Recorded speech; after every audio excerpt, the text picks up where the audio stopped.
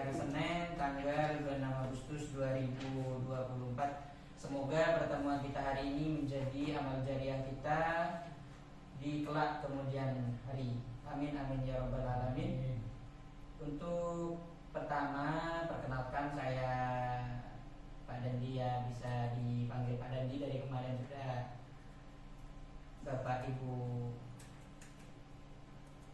panggil setiap hari.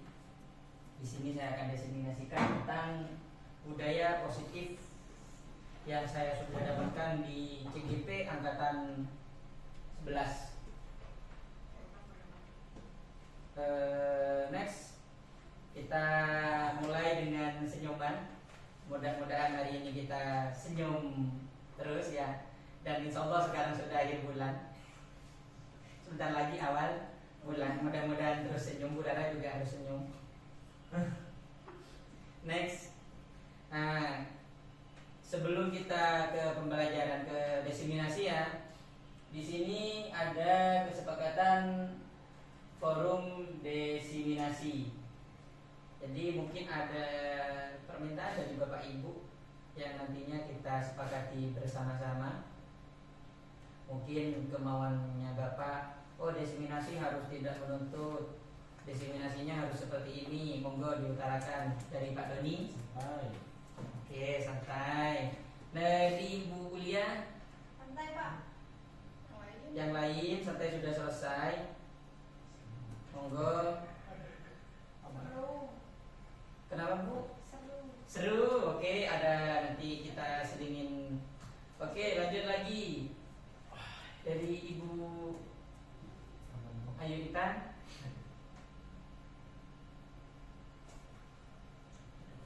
Tidak ada punishment. Ya gimana? Ayo. Tidak ada hukuman ya. Ya. Karena kita sekarang merdeka. Lanjut. Ada lagi? Ada lagi? Oke, kalau sudah tidak ada lagi, ini kesepakatan forum kita hari ini. Sudah, next kita ilustrasi lagi. Tadi kesepakatan kita santai, seru, tidak ada hukuman. Lanjut. Lah, konsep inti dari budaya positif itu ada 6. Ada disiplin positif, kemudian motivasi perilaku manusia, kemudian keyakinan sekolah atau kelas, kebutuhan dasar manusia, posisi kontrol atau restitusi, yang terakhir itu segitiga restitusi. Seorang guru yang baik harus memiliki kemampuan dalam mewujudkan budaya positif. Budaya positif tersebut dapat dijalankan dengan menerapkan konsep-konsep yang sudah saya sebutkan barusan. Ya, next Bu. Nah, ini ada sedikit pertanyaan. Mungkin ini sebelum, mari kita tanyakan ke diri kita sendiri, bagaimana kita berperilaku terhadap siswa kita?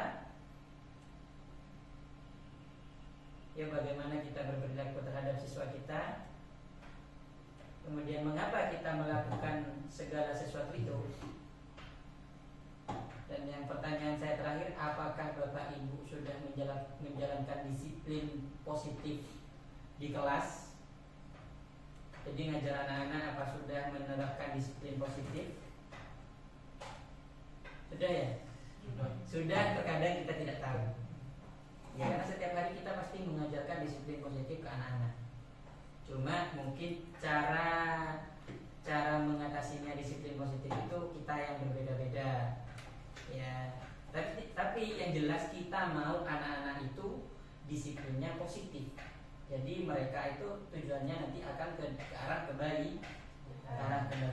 Contoh, anak-anak tambah rajin, anak-anak tambah disiplin, anak-anak tambah wow gitu intinya ya. Next. Disiplin positif merupakan suatu cara penerapan disiplin yang mengajarkan anak bertanggung jawab dan menumbuhkan kesadaran diri berdasarkan nilai-nilai kebajikan. Ya, jadi mereka yang mereka jalankan atau mereka terapkan itu merupakan nilai-nilai yang akan mereka petik nanti. Jadi contohnya kayak menyapu di kelas atau 5S ya. 5S itu senyum, sapa, salam, sopan, dan santun. Itu perlu kita terapkan karena itu merupakan disiplin positif. Nanti dampaknya kepada siapa? Kepada siswa dan gurunya sendiri. Itu. Next. Disiplin positif lebih ke arah disiplin diri yang dapat mengontrol diri dalam melakukan segala tindakan. Next. Disiplin diri dapat membuat murid memahami dan menyadari berdasarkan motivasi internal bukan akibat paksaan, ujian ataupun hukuman. Jadi disiplin positif itu merupakan disiplin yang berasal dari dirinya sendiri, bukan karena ada punishment, ada hukuman, atau ada ujian, atau akibat paksaan. Contohnya ya, kita mau anak-anak itu mengerjakan tugas. Ya, kita mau anak-anak itu mengerjakan tugas. Mengerjakan tugas ada yang dengan paksaan, kadang. Kemudian ada yang dengan hukuman. Kalau kalian tidak mengerjakan, besok saya jemur. Contohnya ini. Ya, itu bukan penerapan disiplin positif. Disiplin positif ini merupakan disiplin diri mereka masing-masing dengan ini yang dapat murid memahami dan menyadari berdasarkan motivasi internal. Jadi dari motivasi dirinya sendiri, bukan karena mereka akan mendapatkan hadiah, akan mendapatkan hukuman, atau mungkin karena paksaan dari bapak ibu. Ya, ini 6 karakter yang akan dicapai nanti di dalam nilai-nilai kebajikan peserta didik. Yang pertama, beriman bertakwa kepada Tuhan Yang Maha Esa dan berakhlak mulia. Contohnya kita nanti akan mengamalkan berjemaah ya Pak Doni ya, setiap duhur berjemaah, sholat duha dan literasi mengaji pagi-pagi. Nah, nanti kalau anak-anak ini tumbuh berdasarkan kesadaran mereka sendiri, bukan karena didorong oleh gurunya, itu berarti mereka sudah menjalankan disiplin positif. Jadi kita cuma mengingatkan, ayo anak-anak, sekarang sudah waktunya literasi mengaji. Jadi anak-anak sudah berbondong-bondong ke lapangan. Kemudian yang kedua itu mandiri, berkebenekaan global, dan bergotong royong saling membantu sesama teman. Yang kedua itu kelima itu kreatif, dan yang terakhir itu bernalar kritis. Itu sebuah nilai-nilai yang akan diharapkan untuk menjalankan disiplin positif. Sekarang motivasi perilaku manusia. Motivasi perilaku manusia. Ada 3 motivasi perilaku manusia. Yang pertama untuk menghindari ketidaknyamanan atau hukuman. Ya, betul. Coba saya tanya ke Ibu Ayintan. Ya, Bu Ayintan ya. Apa betul motivasi perilaku manusia itu ada 3 seperti ini? Ada untuk mendapat imbalan atau penghargaan dan lain-lain. Dan yang terakhir ini kemauan diri. Ada Bu Ayintan seperti itu. Betul ini ya? Motivasi betul ya. Jadi mereka itu jalan karena kadang mereka itu imbalan. Karena menerima imbalan. Yang kedua hukuman. Dan yang terakhir ada kemauan dari diri sendiri. Kayak kita kerja aja, kita kerja apapun nanti di luar. Contoh kayak Pak Tani kerja ke sawah. Motivasi mereka kenapa kok mereka kerja ke sawah? Pertama, karena mereka mau imbalan. Yang kedua, karena mereka menghindari ketidaknyamanan. Ya betul ya Pak, ketidaknyamanan ya. Mereka kerja ke sawah di rumahnya takut dimarahin istrinya. Masuk. Ya. Dan yang terakhir itu ada kemauan dirinya sendiri untuk menafkahi keluarga karena merasa dirinya punya tanggung jawab. Betul seperti itu ya Pak ya. Nah, yang perlu kita sadari yang terakhir, yang perlu kita terapkan itu yang terakhir, untuk menjadi orang yang mereka inginkan dan menghargai diri sendiri dengan nilai-nilai yang mereka percaya. Kayak Pak tadi dia berangkat karena kemauannya diri sendiri, karena mereka merasa dirinya punya tanggung jawab terhadap keluarga konten. Berikut juga siswa. Jadi kita menerapkan mereka siswa belajar ke sekolah itu kesadaran dari diri sendiri bahwa mereka itu butuh terhadap pendidikan. Ini ada dua. Ini ada, kalau yang atas ini merupakan motivasi eksternal katanya. Ini motivasi eksternal, motivasi yang dari luar atau dan lain-lain. Ya, jadi motivasi dari luar. Kita kalau ke siswa itu kan kadang siswa takut, kemudian ada yang kesini karena dapat imbalan. Ini motivasi eksternal. Kalau ini motivasi internal dari diri sendiri. Oke ya Bapak Ibu, bisa kita lanjut. Ini keyakinan sekolah atau keyakinan kelas. Pernahkah Bapak Ibu sudah menjalankan atau menerapkan keyakinan kelas? Pernah menerapkan keyakinan kelas? Waktu pertama kali mengajar, biasanya waktu pertama kali semester awal kita baru masuk, apakah pernah menjalankan keyakinan kelas? Keyakinan kelas itu seperti itu ya, apa namanya? Ini ya, kalau keyakinan kelas saya bacakan dulu biar guru berperan dalam mewujudkan terbentuknya keyakinan sekolah atau kelas dengan adanya kesepakatan antara guru dan murid. Ini kesepakatan. Kemudian keyakinan sekolah atau kelas berupa pernyataan-pernyataan universal yang mudah diingat dan dipahami dan harus diterapkan di lingkungan sekolah. Ini contoh keyakinan kelas. Jadi kalau bukan saya sejak CGP ya, sejak ini saya menerapkan ini kemarin, menerapkan keyakinan kelas. Itu sama seperti kontrak belajar itu kan ya? Iya, kalau kita biasanya kontrak belajar. Ya, sudah menjalankan kontrak belajar. Sudah ya Pak Doni kontrak belajar? Sudah. Ya biasanya kalau kita awal itu biasanya banyak guru-guru sering menjalankan keyakinan kelas. Jadi intinya kalau keyakinan kelas di sini itu merupakan ini pernyataan universal yang dirubah dari pernyataan negatif ke pernyataan positif. Contoh simpel saja, jangan jangan mengotori kelas, atau mungkin jangan coret-coret meja. Keyakinan kelasnya apa? Kalau itu kan pernyataan negatif. Coba yang ke positif gimana? Jangan coret-coret meja. Oh, berarti keyakinan kelas itu antar wali kelas sama siswa? Bukan mas antar wali kelas dengan siswa. Permapel boleh menjalankan kalau keyakinan kelas. Kalau seperti yang pada disebutkan barusan itu kan kayak tidak boleh coret-coret meja atau apa, itu kan kontra sama wali kelas. Kalau belajar kan perihal tentang belajarnya mata pelajaran itu pasti kan beda tiap guru. Iya Bu, itu bisa boleh. Jadi seumpama setiap pengampu mata pelajaran itu boleh melakukan keyakinan kelas. Contoh kayak coret-coret kan itu setiap tanggungan guru Pak, bukan cuma wali kelas. Jadi kita harus punya keyakinan kelas terhadap siswa sendiri. Seperti itu. Contohnya kayak tadi kita tidak diperbolehkan coret-coret meja. Kalau keyakinan kelasnya itu berarti selalu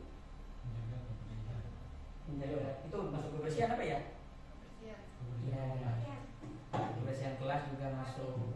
Itu kan kata positif dari tidak coret-coret meja atau selalu piket setiap hari. Itu keyakinan kelasnya kayak selalu menjaga kebersihan. Kalau keyakinan di kelas ini boleh dilakukan siapa saja, termasuk guru mapel dan wali kelas, semuanya. Jadi kita itu punya kontrak masing-masing dengan siswa, dan perkataan-perkataan ini akan dijadikan acuan nanti oleh siswa. Nanti kita akan dilanjutkan ke terakhir, nanti ada segitiga restitusi itu akan menanyakan tentang keyakinan kelas apa yang mereka langgar nanti setelah ini, yang nanti akan dibahas oleh Bu di Ayu. Jadi ini harus dibuat nanti keyakinan kelas. Kita seumpama ada siswa yang melanggar keyakinan kelas ini, jadi kita bisa menjalankan segitiga restitusi nanti. Next, ini ada kebutuhan dasar manusia. Ketika seorang murid melakukan suatu perbuatan yang bertentangan dengan nilai-nilai kebajikan atau melanggar peraturan, hal ini sebenarnya dikarenakan mereka gagal memenuhi kebutuhan dasar mereka. Aslinya mereka itu melanggar itu bukan mungkin ada yang bukan karena kemauannya sendiri, ada yang mungkin karena kebutuhan dasar mereka itu tidak terpenuhi. Contohnya kayak apa ini? Di sini ada 5 kebutuhan dasar manusia. Bertahan hidup. Bertahan hidup contohnya kayak apa? Makan. Apalagi? Minum. Bernafas. Uang. Ya, juga bertahan hidup. Ya, tidur. Masuk itu kebutuhan dasar manusia. Toh kadang banyak siswa yang sering, bukan, tapi alhamdulillah di sekolah kita tidak ada ya. Ada siswa yang sering ngambil ngambil bekal temannya dimiliki sendiri. Ya, jadi mengambil bekal temannya. Itu karena mereka tidak melakukan bertahan, karena mereka tidak merasa kebutuhan mereka tidak terpenuhi di sini di bertahan hidup. Contoh, mereka nggak dikasih bekal sama orang tuanya, akhirnya mereka ambil punya temannya. Oke ya. Jadi yang kedua ada rasa kasih sayang dan rasa diterima. Mereka mungkin melakukan hal negatif itu karena kurang kasih sayang dan rasa diterima. Jadi kebutuhannya mereka itu tidak terpenuhi di sini. Dan yang kedua penguasaan. Dan yang keempat itu kebebasan. Jadi mereka merasa tidak bebas. Ya, tidak tertekan. Tertekan boleh. Yang terakhir, mereka kurang kesenangan. Kadang mereka sering julid ke temannya. Banyak di siswa kita ya, sering julid ke temannya, sering kalau kita cowok ke temannya, banyak seperti itu kan ya. Berarti itu kurang kesenangan. Mereka hanya memenuhi kebutuhan mereka dalam kesenangan. Oke? Setelah itu next ice breaking, kita ice breaking nanti perbatasan. Mungkin segitu. Selanjutnya akan dibahas oleh Ibu Kepala Sekolah kita, Ibu Diayu. Waktu dan tempat saya persilahkan. Baik, assalamualaikum warahmatullahi wabarakatuh. Waalaikumsalam warahmatullahi wabarakatuh. Di sini saya akan menggantikan Pak Dandi untuk melanjutkan materi selanjutnya.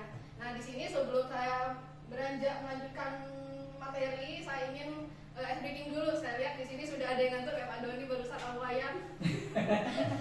Karena biar ikut materinya itu bisa terserap semua ilmunya.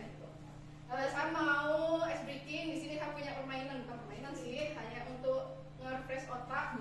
Di sini mau main ice breaking itu pagi, siang, malam, ya.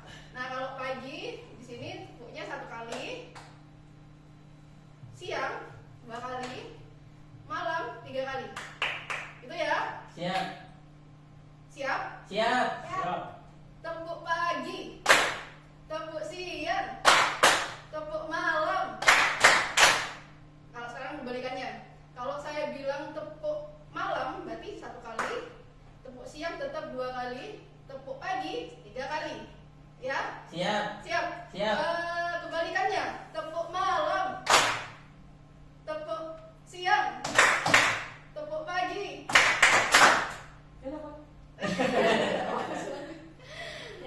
Ya. Bisa ya? Bisa. Nah, ayo mulai. Ini bukan kebalikannya, jadi tetap normal ya. Tepuk pagi, tepuk malam, tepuk siang, tepuk siang, tepuk pagi, tepuk malam. Kebalikannya, tepuk malam, tepuk siang, tepuk pagi,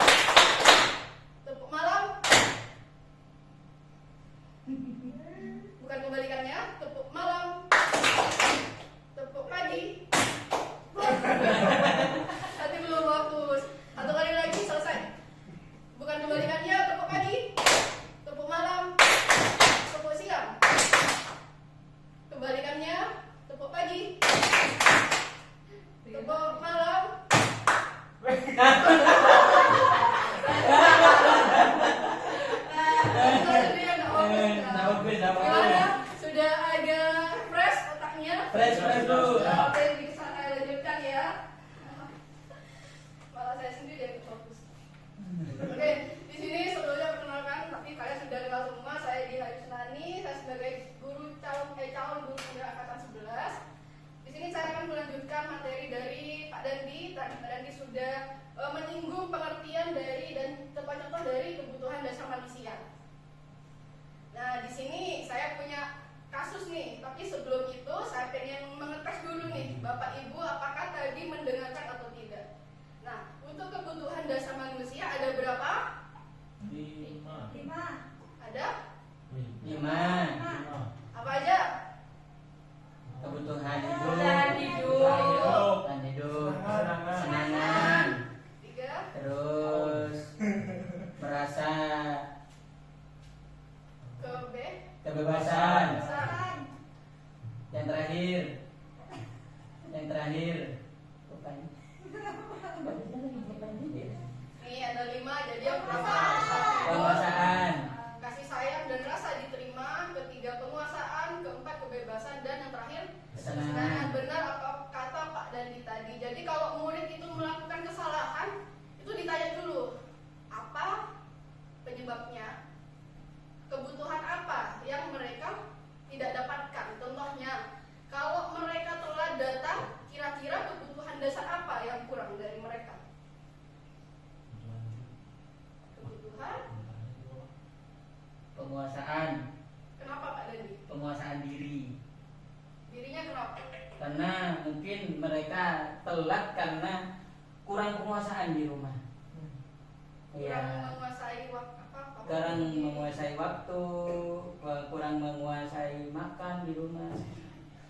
Oke, bisa jadi mereka telat mungkin alasannya karena terlambat bangun. Berarti kebutuhan dasar yang tidak mereka penuhi adalah Kasih bertahan, sayang. hidup, dan Kasih sayang juga masuk itu, Bu. bisa ya. Iya. Karena mereka Kurang kasih sayang dari orang tuanya, akhirnya ada dibangunin. iya betul sekali kan itu benar benar. Oke, kita lanjut ya. Di sini saya mempunyai kasus. Silakan Bapak Ibu dibaca. Di sini Ibu Julaika guru kelas. Terpotong Jus? Agak ini. Ntar lagi, nganterin. Nah, sudah. Bu Julaika ntar lagi nganterin itu, Bu. Lele. Jadi Bu Julaika ini guru wali kelas 9H, sedang bingung menghadapi ulah salah satu murid di kelasnya, Tommy namanya. Beberapa anak telah mengeluh Tommy yang seringkali meminta bekal makan siang mereka dengan paksa. Jika Anda menghadapi situasi seperti itu di Julaika, apa yang Anda lakukan? Menurut Anda, kira-kira apa alasan Doni melakukan hal itu? Kenapa? Kok Tommy, Bu? Oh, Doni. ini Dipo. Bisa. Ini yang buat antuk kalau. Ya Om, silakan angkat tangan yang bisa menjawab. Kira-kira alasan Tony melakukan itu kenapa? Saya Monggo dibaca. dari awal sebenarnya. Iya.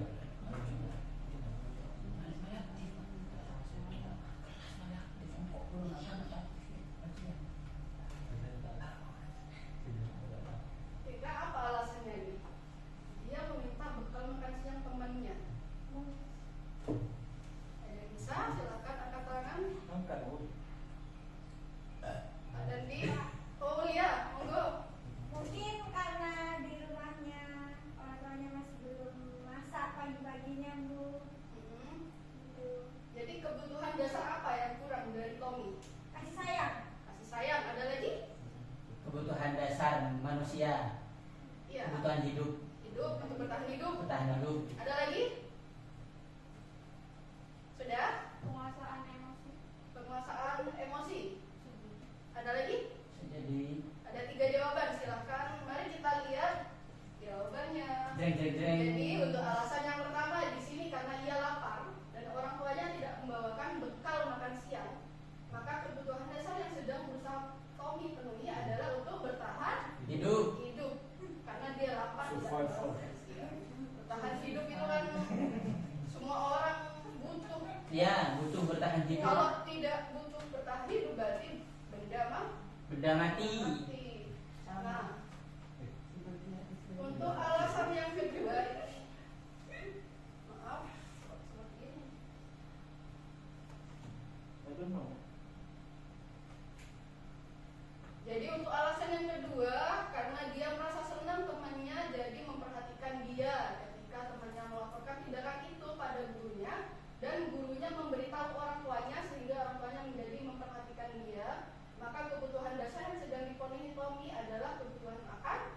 sayang.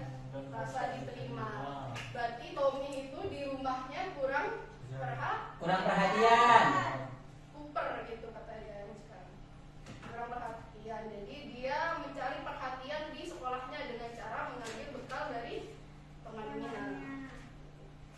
Untuk alasan yang ketiga, karena temannya jadi takut dengan dia dan menuruti keinginannya. Maka sebetulnya Tommy sedang berusaha memenuhi kebutuhan dasarnya akan kekuasaan. Jadi dia itu pengen berkuasa, pengen dilihat lebih tinggi dari teman-temannya. Jadi dengan itu teman-temannya itu bisa tunduk sama Tommy. Nah itu dia membutuhkan kekuasaan. Untuk alasan yang keempat, karena dia merasa bosan dengan bekal makanan yang dibawakan ibunya dari rumah, karena dia selalu membawakan bekal yang sama. Oleh karena itu dia mencoba makanan teman-temannya yang beraneka ragam. Maka Tommy sedang berusaha memenuhi kebutuhannya akan kebebasan. Ya, aslinya Tommy ini pengen mencoba makanan, pengen mencoba bekal yang lain. Nah, maka dari itu dia sedang membutuhkan atau memenuhi kebutuhannya dengan kebebasan. Mungkin Tommy itu takut untuk menyuarakan, untuk menyampaikan sama orang tuanya, jadi dia melampiaskannya di sekolah akan kebebasan itu.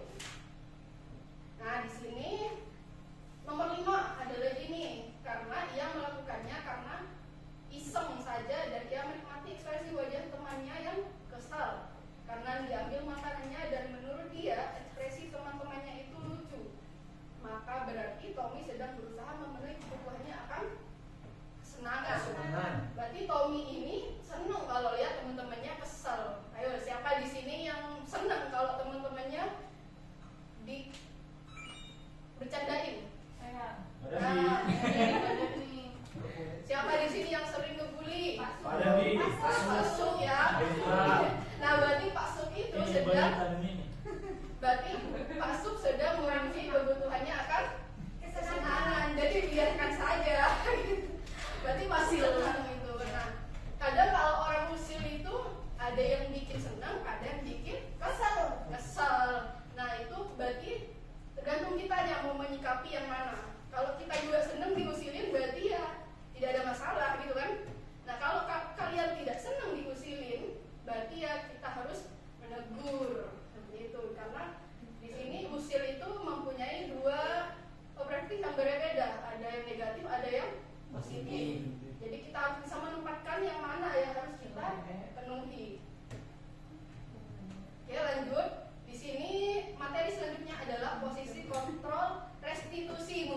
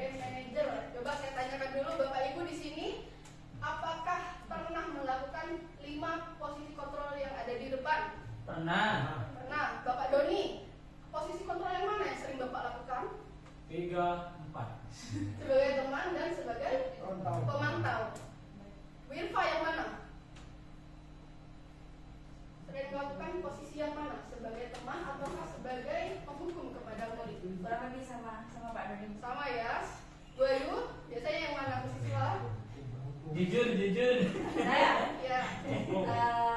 penghukum iya, teman iya, pemantau iya. Nah, ada 3 ya. Manajer itu yang bagaimana? Manajer itu kita nanti materi selanjutnya. Jangan di-spill dulu. Sini dulu. Penganu. Jangan Baru-baru. di-spill. Iya, ini masih Terus membuat masalah merasa bersalah. Maksudnya itu yang melakukan kesalahan merasa bersalah. Iya. Ya itu. Ya itu. Semua. Kayaknya semuanya deh kalau saya. ya, hampir semuanya ya, tapi kebanyakan Bapak Ibu guru yang saya temui mulai saya SD sampai SMA itu kebanyakan guru sebagai Penghukum. Adalah seperti itu tuh banyak tidak disukai oleh siswa ya kan? Ya. Nah, mari kita lihat posisi kontrol yang mana yang paling baik di antara 5 ini. Sebelumnya saya menyuruh Bapak Ibu nih untuk melihat video biar tidak bosan. Mana dia berikan kira-kira. Apanya? Som. Saya belum. Bu di Sudah dengar gitu. Dengar?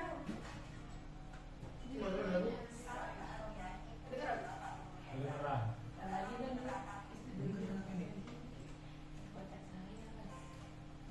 Bentar Bu, tukar aja Bu.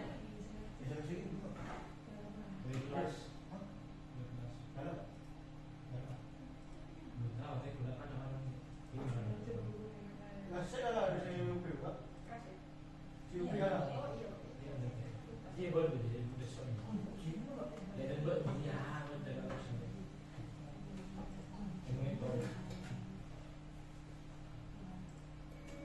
Juga disimak dulu Bapak Ibu. Salam bahagia Ibu dan Bapak Guru hebat. Dalam penerapan disiplin positif restitusi, salah satu program yang dikembangkan adalah 5 posisi kontrol. 5 posisi kontrol dalam restitusi adalah proses perjalanan seorang pendidik agar dapat mengenali dirinya. Pada video kali ini, kita akan membahas tentang 5 posisi kontrol yang dikembangkan oleh Diane Rosen dan contoh penerapannya.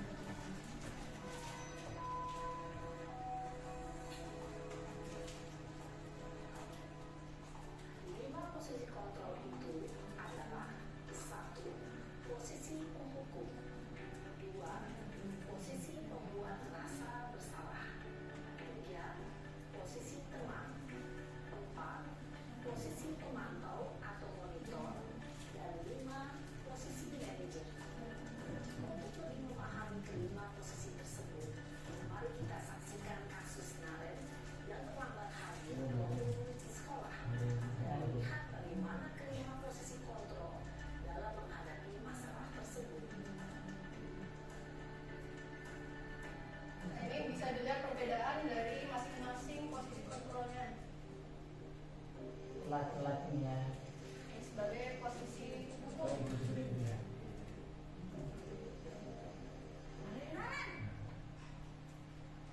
Sini kamu. Selamat pagi Bu. Selalu terlambat. Kamu deh. Ayo siapa itu? Pasti terlambat. Ayo siapa? Saya Apa? Siapa guru yang seperti itu? Alasan kamu lagi. Oleh Malah sekali ya kamu jadi anak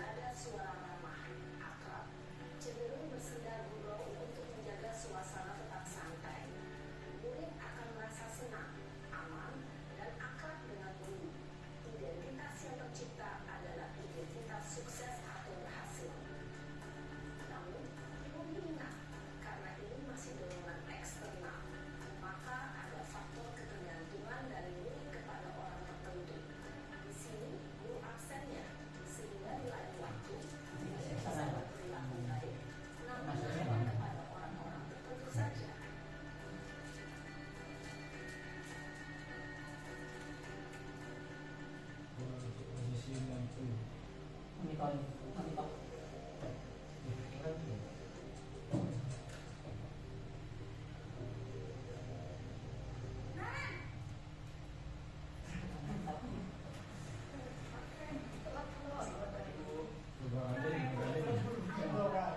kita tentang jam berapa kita harus masuk sekolah, nak?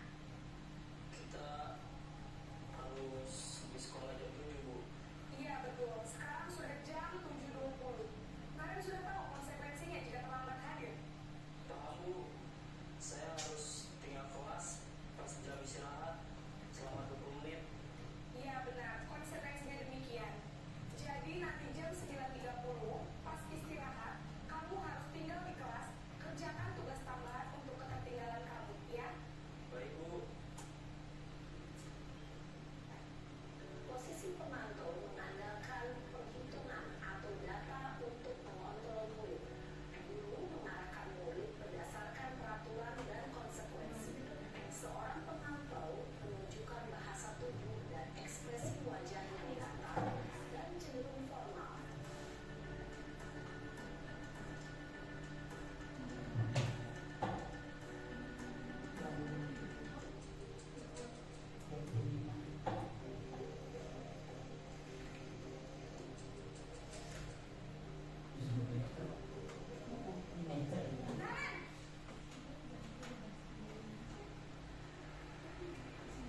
Selamat pagi, Bu. Selamat pagi, Naren. Maaf, Bu, saya terlambat. Iya, sekolah masuknya jam 7. Ini yang Sekarang manajer. sudah jam 7.20. Tadi yang bingung. Jadi sekarang bagaimana ini, Naren? Maaf, Bu, saya lupa data saya semalam. Baiklah, menurut kamu, keyakinan sekolah yang mana yang perlu kamu tingkatkan? Menghargai diri sendiri dan orang lain mungkin ya, Bu. Setuju. Jadi, apakah Naren meyakini prinsip saling menghormati tersebut? Iya, Bu, saya meyakininya. Apakah Naren bersedia memperbaiki masalah keterlambatan ini? Bersedia, Bu. Bagaimana kamu akan perbaiki masalah keterlambatan ini?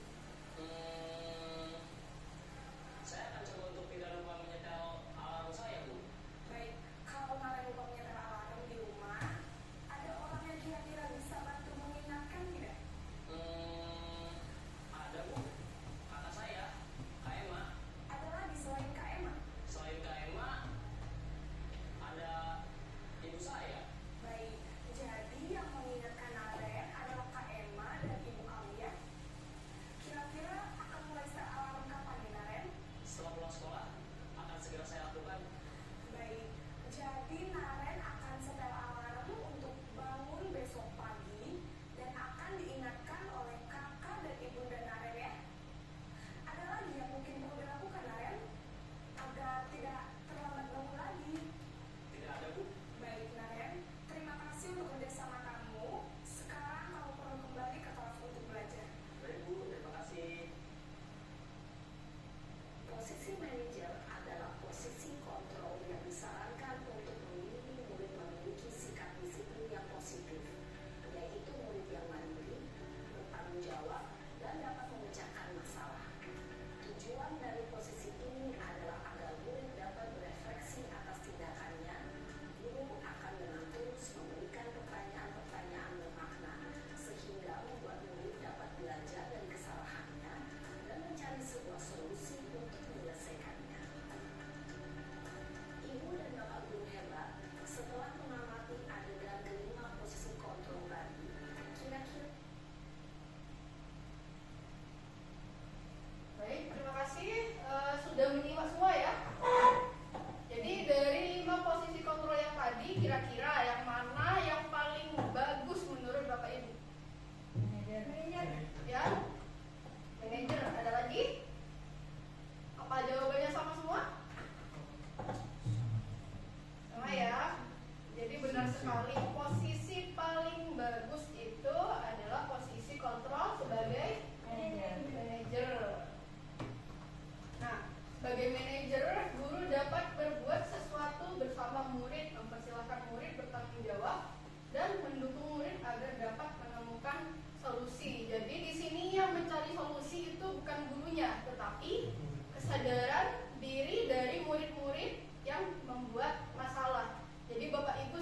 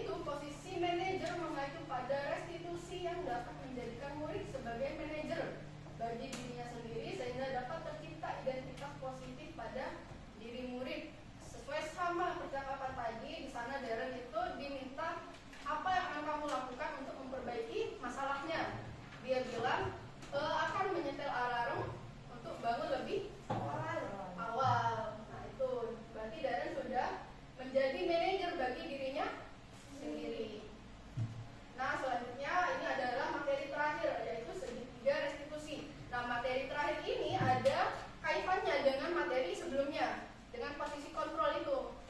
Nah, kira-kira posisi kontrol yang mana yang sesuai sama segitiga restitusi? Manajer. Yang manajer. Mari kita lanjut. Nah, di sini di tahapan dalam segitiga restitusi, gambar segitiga ya seperti ini.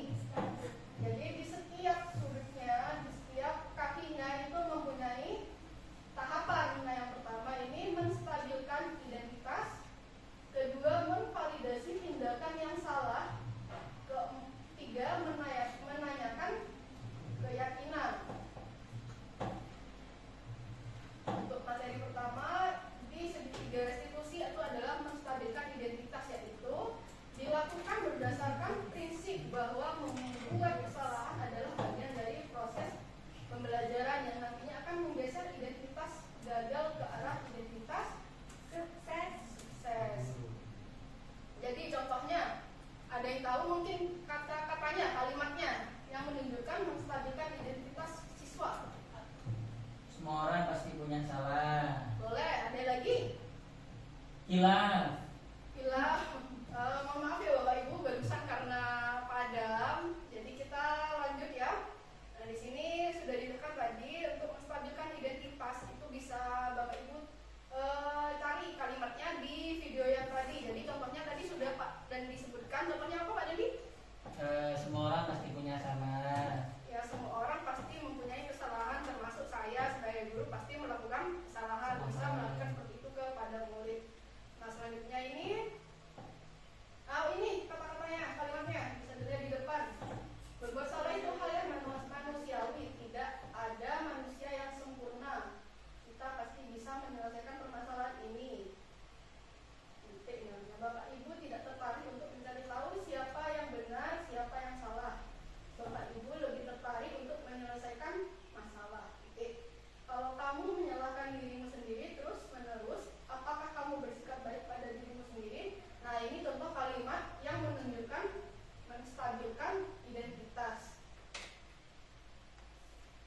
Selanjutnya di sini validasi tindakan yang salah. Jadi di validasi tindakan yang salah itu berdasarkan prinsip bahwa setiap perilaku berupaya memenuhi suatu kebutuhan tertentu, sehingga guru atau orang tua akan bergeser dari pemikiran stimulus respon menjadi proaktif, serta akan lebih mengenali dan mengakui kebutuhan murid atau anak. Nah, di sini ada contoh kalimat yang menunjukkan validasi tindakan yang salah. Kamu pasti punya alasan mengapa melakukannya. Nah, itu bisa menanyakan alasannya apa kepada murid. Yang kedua, apa yang penting bagi kamu? Ketiga, kamu boleh tetap berusaha menjaga sikap itu, tapi tambahkan sikap yang lain yang baru. Keempat, maukah kamu belajar cara lain untuk mendapatkan yang kamu butuhkan tanpa harus memukul? Nah, ini contoh dari kalimat validasi tindakan yang salah. Yang terakhir di sini menanyakan keyakinan. Nah, menanyakan keyakinan ini berhubungan sama keyakinan kelas atau keyakinan sekolah yang tadi Bapak Dandi sudah jelaskan, ya. Jadi kalau kita menanyakan keyakinan kepada siswa yang bermasalah, itu nanti memudahkan kita untuk menyelesaikan permasalahan pada siswa. Begitupun juga siswa. Nah, yang pertama ini pengertiannya adalah memberi pertanyaan-pertanyaan bermakna kepada murid atau anak untuk memunculkan motivasi secara intrinsik sehingga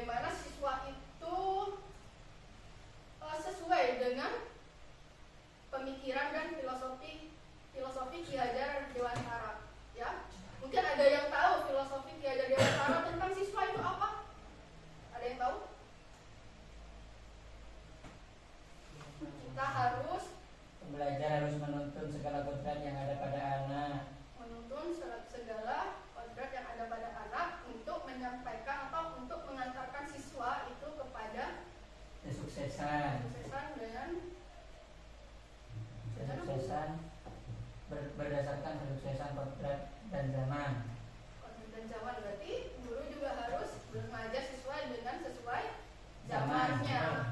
Ya. Jadi jangan karena di sini sudah kurikulum merdeka, Bapak Ibu jangan mengajar menggunakan kurikulum KTSP, kan sudah tidak sama. Siap. KTSP itu identik dengan metode ceramah. Nah, sedangkan kurikulum merdeka di sini siswa itu bebas mau memilih gaya pembelajaran yang seperti apa. Nah, itu kan sudah tidak sesuai. Nah, berarti kita di sini harus mengajar siswa sesuai dengan kodratnya. Mungkin ada yang mau ditanyakan Bapak Ibu?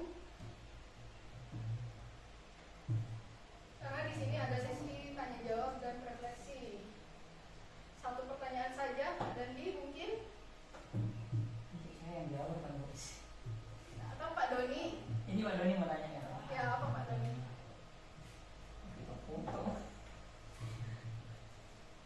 Cuma mau menyampaikan, Bu, katanya Pak Doni. Iya. Ini Pak Doni tadi foto ke saya. Iya, gimana?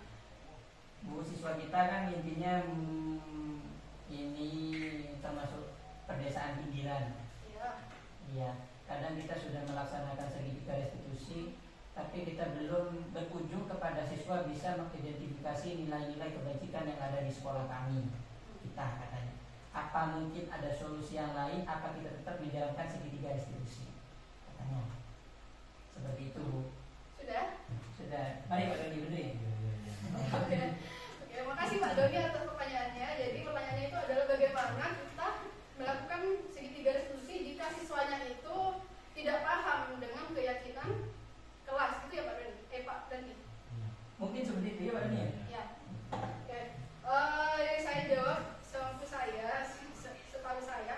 Jadi kalau kita ada di daerah pinggiran yang siswanya itu tidak paham tentang nilai-nilai kebajikan dan nilai keyakinan sekolah, itu mungkin karena pertama mungkin kita awalnya tidak sering melakukan keyakinan sekolah, keyakinan kelas, jarang menerapkan keyakinan kelas. Jadi siswa itu masih awam gitu sama kata-kata keyakinan kelas, apalagi nilai-nilai kebajikan. Nah, untuk yang kedua, mungkin waktu membuat keyakinan kelas, Bapak Ibu menyusunnya itu tidak sesuai sama yang siswa inginkan. Jadi siswa itu tidak mempunyai kesadaran diri bahwa dia harus melakukan seperti ini gitu. Karena kalau siswa sudah yakin sama nilai kebajikannya dirinya sendiri, siswa itu akan melakukan keyakinan kelas, meskipun itu dari pedesaan. Itu Pak Dandi, mungkin terbantu atau sudah bisa terjawab jawabannya? Doni. Itu tadi. Tapi ya Bu Ayu meskipun tapi ya Bu Ayu meskipun semua tadi ada 5 kan ya Bu? Yang Posisi kontrol. Iya. Ya. Ada 5. Itu meskipun semuanya sudah dilakukan, ya hukum, pembuat perasaan bersalah, teman, pemantau, terus manajer, sisanya itu tetap mengulang melakukan kesalahan, itu bagaimana? Oke, terima kasih pertanyaannya Bu Ayu. Yang saya pelajari di CGP ini, jika siswa meskipun gurunya sudah melaksanakan 5 posisi kontrol itu, tapi siswanya tidak mau berubah, itu berarti siswanya belum meyakini nilai kebajikan yang dia yakini. Jadi nilai kebajikan itu contohnya disiplin, tanggung jawab. Nah, berarti siswanya sendiri yang belum meyakini nilai kebajikan tersebut. Nah, kemungkinan ketika kita melakukan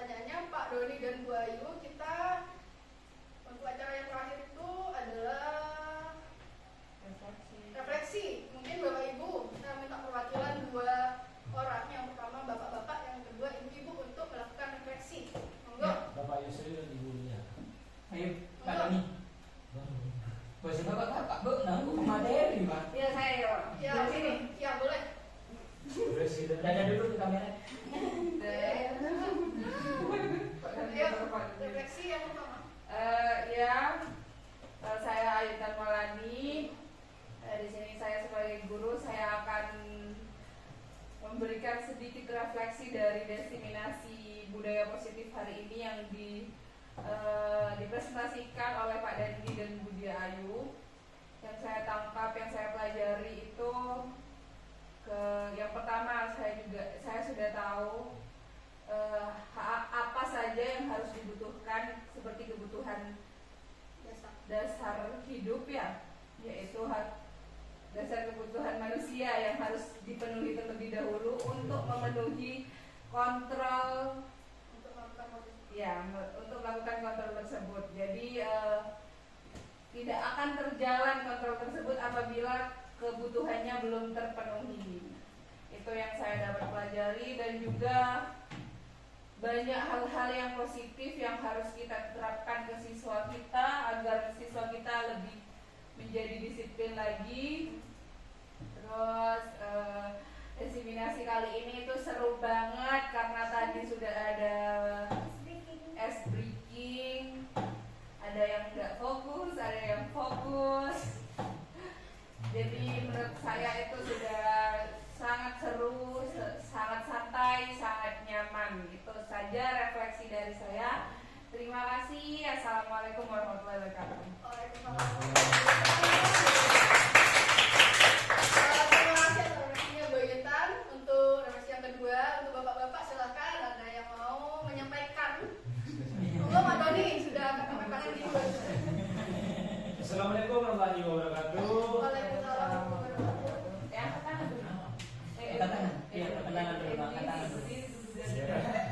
Nama saya Muhammad Subhan Ramadhani. Untuk refleksi dari saya sedikit saya akan menyampaikan karena sudah tersampaikan oleh Bu Intan.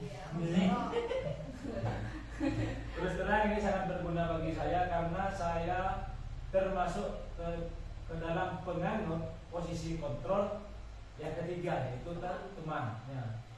Jadi plus minusnya saya tahu dari desiminasi kali ini.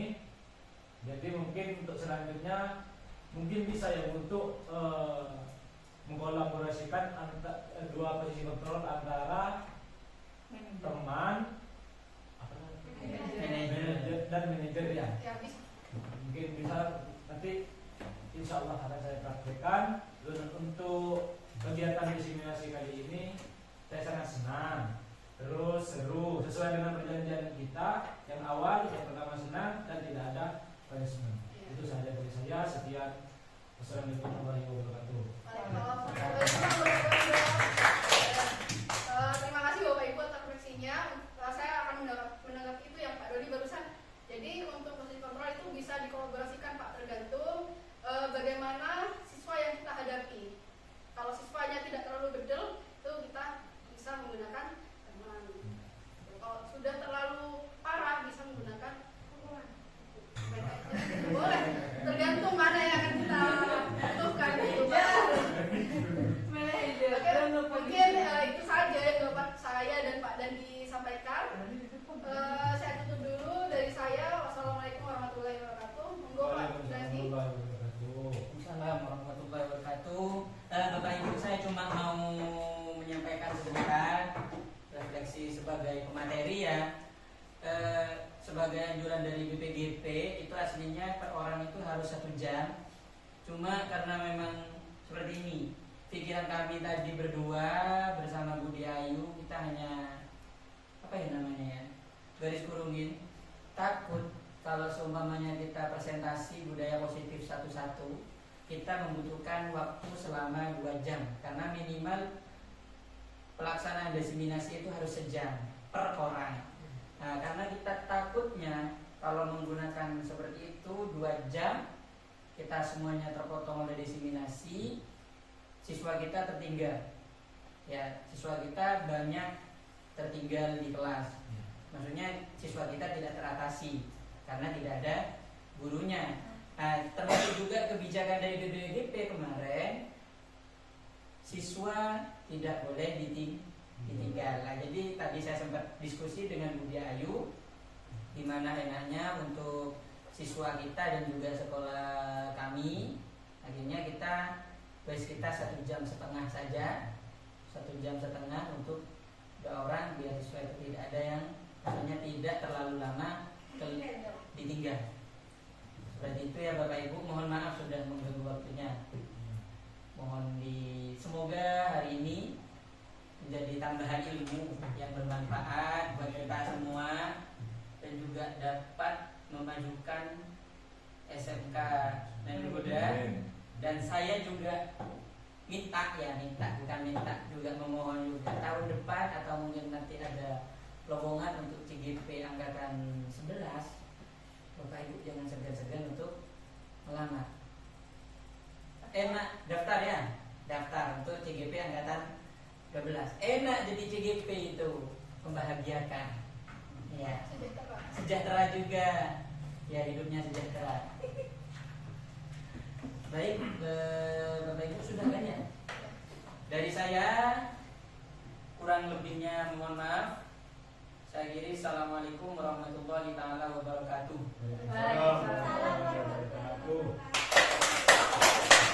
Terima kasih. Salam guru penggerak, bergerak, tergerak dan menggerakkan.